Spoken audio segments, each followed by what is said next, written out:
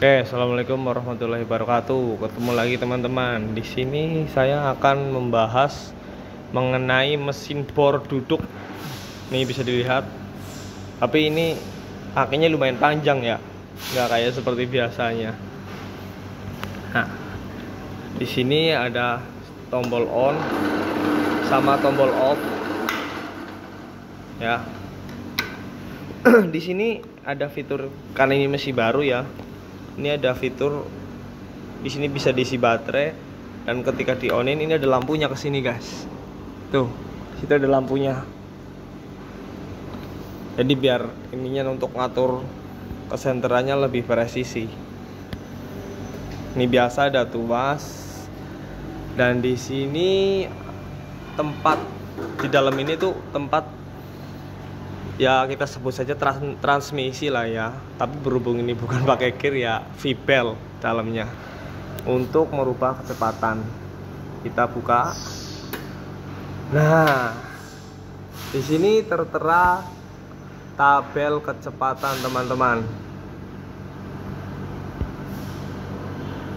Ini anggap saja ini dari motor, tengah, sama yang buat eksekusi ini. Contoh kita membaca ini ya. Tar dulu saya putar HP-nya. Wah. Kalau seperti ini menandakan ini mesin berada pada kecepatan paling bawah dan paling atas. Berarti kecepatan paling bawah paling atas nih, dia berada di kecepatan 2580 per menit atau disebut RPM ya, revolution per menit. Lah, kalau kita ingin mengebor diameter ukuran besar, pastinya kan kecepatannya nggak boleh kencang, karena kalau kecepatan cepat biasanya yang akan kalah itu mata bornya. Karena prinsip pahat, entah itu mata bor ataupun pahat bubut, itu semakin dia posisinya panas, misal gesekannya makin kencang kan otomatis makin panas ini kalau tanpa ada pendinginan. Itu dia akan semakin rapuh. Berbalik dengan besi atau benda kerja yang kita bor misalnya.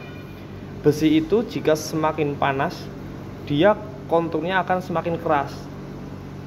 Gitu. Makanya sebenarnya kalau dalam hal pembubutan ataupun milling itu pasti disediakan coolant untuk pendinginan supaya mencegah perubahan kondisi benda kerja ataupun mata potongnya, biar tetap stabil dan awet mata potongnya. Gitu teman-teman. Lah, jika di sini kita akan menggunakan bor besar, berarti kita harus pindah. Karena ini putaran utama dari motor, berarti kita pindah ke yang paling atas. Misal ini ke pindah yang paling atas, otomatis kan ini di sini. Ketika ini lebih kecil dan ini lebih gede, otomatis ini mutarnya lebih kencang, ini lebih pelan. Otomatis ke sini lagi pun lebih pelan lagi. Ini pindah ke yang paling bawah. Ini ke paling bawah. Jadi kecil ke gede, gede ke gede lagi. Jadi putarannya bakal lebih pelan. Nah, misal kita ambil contoh yang sebaliknya dari ini kan yang paling bawah. Nah, kita misal contoh di paling atas. Berapa sih kecepatan nilainya? Nah, kita lihat. Nah, jika ini fan belt di paling atas, fan belt di paling atas, dan ini otomatis kan di paling atas, berarti tanda hitamnya di sini nih.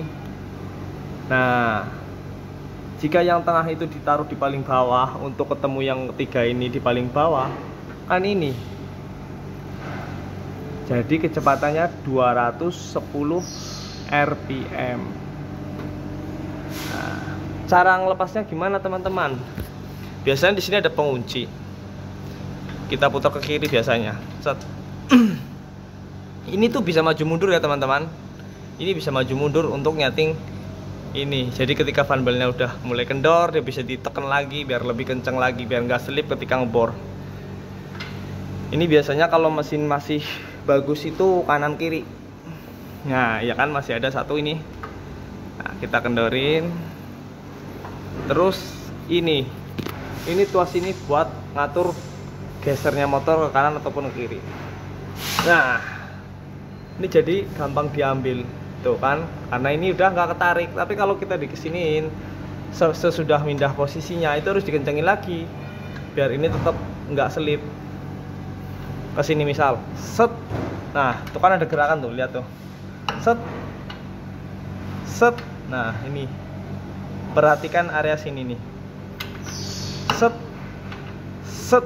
Nah habis itu kita kunci lagi kanan dua-duanya supaya nggak balik lagi ke sini. Nah ya, sekian dulu video yang bisa saya bahas mengenai bor duduk. Jika ada salah lebihnya mohon dimaklumi teman-teman, karena saya tidak lebih pintar dari kalian, melainkan saya hanya bisa sedikit share apa yang saya tahu. Cukup sekian, terima kasih. Assalamualaikum warahmatullahi wabarakatuh.